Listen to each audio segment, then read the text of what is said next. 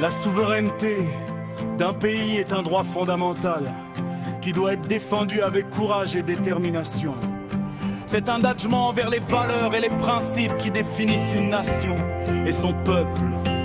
Nous devons nous unir pour défendre nos droits, nos terres et nos ressources contre les forces de l'impérialisme et de la domination. La résistance est possible et nous devons suivre l'exemple de ceux qui se lèvent pour défendre leur pays et leur dignité.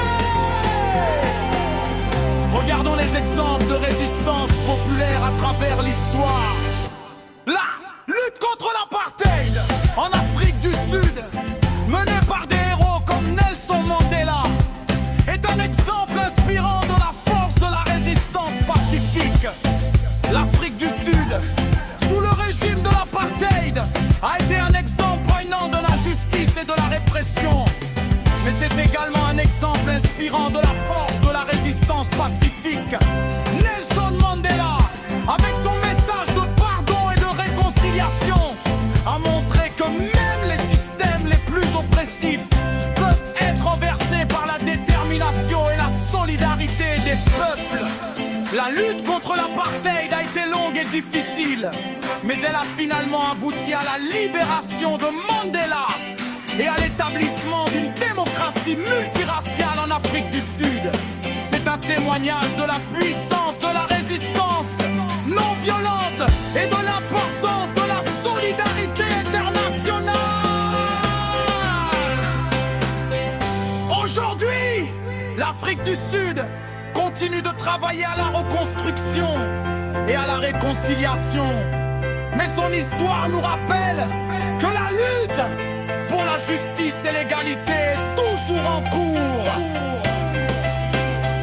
Les mouvements de libération en Amérique latine, ces exemples nous montrent que la résistance peut être victorieuse lorsque les peuples s'unissent et se battent pour leur liberté. Soyons fiers de notre identité, de notre culture et de notre histoire, et battons-nous pour les préserver.